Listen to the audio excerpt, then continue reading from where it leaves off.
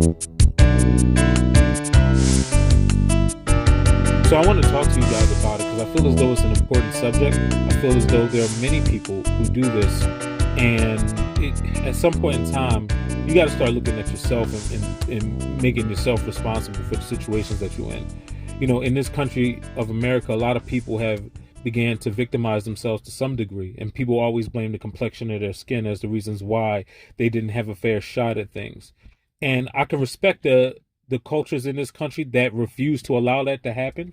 Even when, media and news media tried to egg it on, like there were so many people that was like, no, we're not going to allow this to happen. But then you have other races of people who want to use or their complexion as the reasons why they can't have and reasons why they can't do. And we're living in a society nowadays where so many people want to be judged by the color of their skin. And so many people think that they're judged by the color of their skin.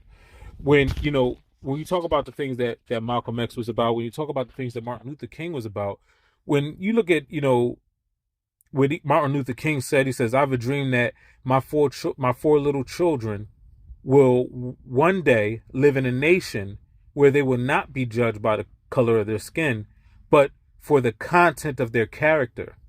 So why is it nowadays that everybody wants to be judged by the color of their skin? I can't seem to comprehend this. And so I've been trying to figure this out. And I believe that a lot of people, especially in America, have been fooled and believing that this is something that they should do. And I'll even share with you one of my favorite quotes of all times comes from the great Reginald F. Lewis. And he says, colors and labels have a way of categorizing people and creating artificial constraints around people in the way they think about themselves.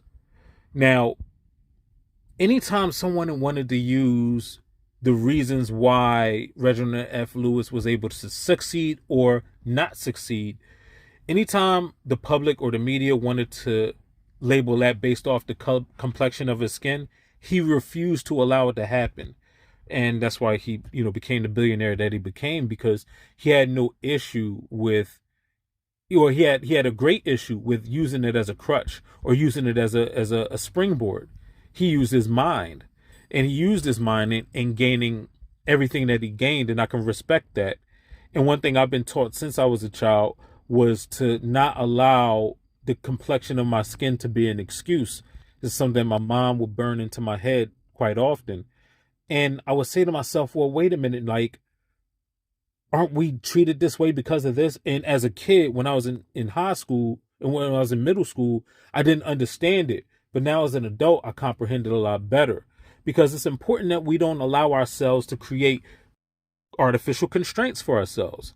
And so when we do this, when we say the reasons why we can't do something is because we're black, the reason why we can't do something is because we're Chinese, the reason why we can't do something is because we're Spanish, we're putting an artificial constraint upon ourselves, and we're not even putting any effort at that point in time.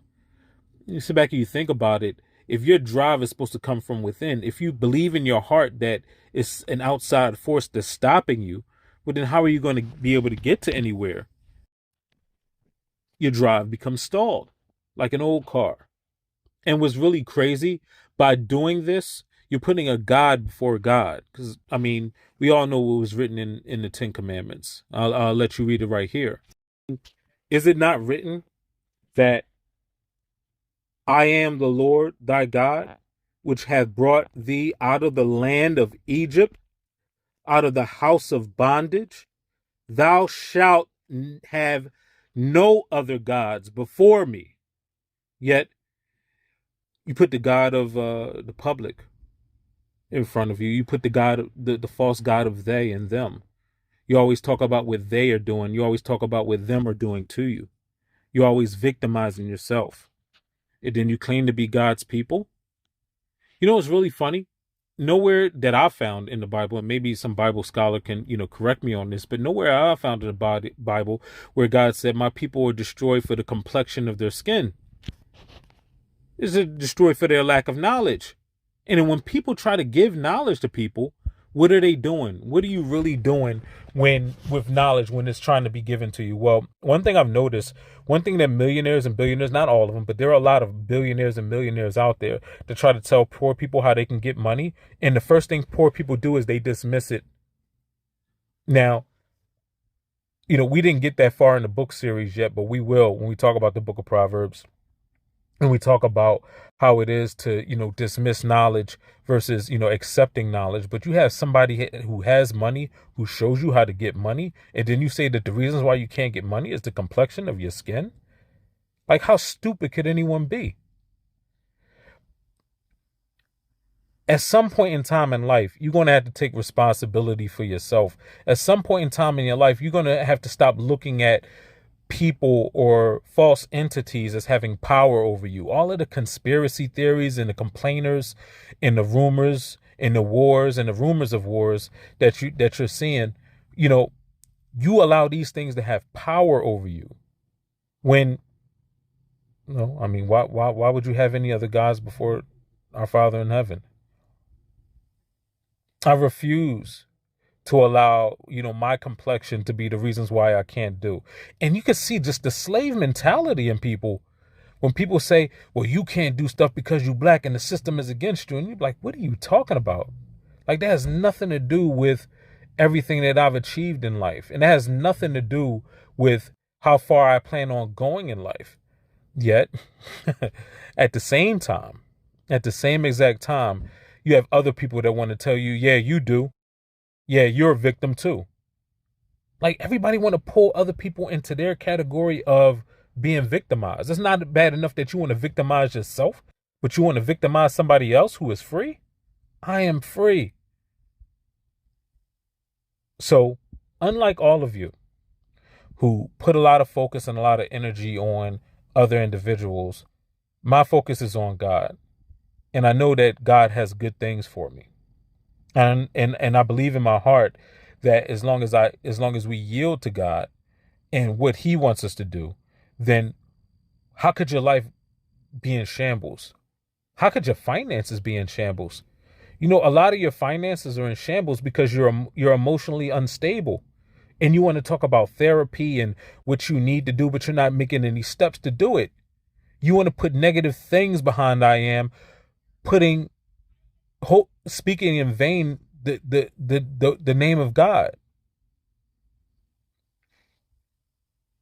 And you shall not be held guiltless from these things. So when you put something negative behind I am, when you put something negative, anything negative behind I am, well, that is what you are aligning yourself with. We all know about, if you've done your research, if you've done any type of actual research and actual, reading in regards to the word, it was something that was brought to me from personally 20 years ago that I didn't quite understand, but I was on the verge of understanding it.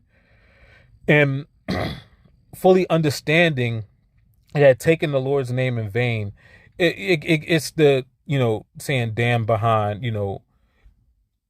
God. But I mean, really, it would, it's the same thing as putting something negative behind I am. And that is what you align yourself with. And being as though this is what you're aligning yourself with, that's what the outcome of your life is. So when you put alcoholic behind I am, well, what else are you going to be? So how do we do it, Craig? What's the solution? Because I'm about solutions, right?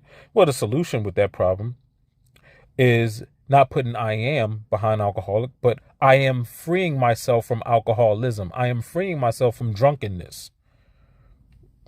Have y'all done any research on the power of I am? There are many ministers that spoke the truth in regards to this. You have Dr. Frederick J. Eicherencoder II. You have Joseph Murphy. You have Neville Goddard. You have Myron Golden.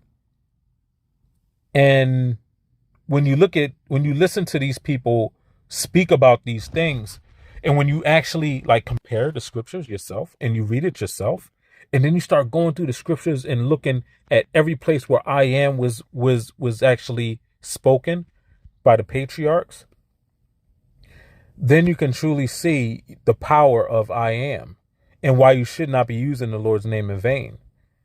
But you say that the reasons why you can't do things is because of the complexion of your skin? And you want to be judged by the complexion of your skin? You want to be black and proud? Isn't pride an abomination? Why do you want to be black and proud? Now you want to categorize yourself as a complexion or of somewhat relating to a former slave instead of relating to the king? God forbid. No, don't be destroyed for the lack of knowledge. Gain knowledge, gain wisdom, gain understanding, and like don't just listen to me say something's in the Bible or listen to any of the people that I named say something's in the Bible without actually studying it yourself. A lot of you people get into the whole church aspect of things and y'all go to church all day. And then, later on that day, the next day, you forget about everything you went through that day. And then you're out drinking the following weekend. And then on Saturday night, you go out drinking, which turns into Sunday morning. And then you go to church that same day and think that everything is okay. I'm not judging you, but do you judge you? And how do you judge you?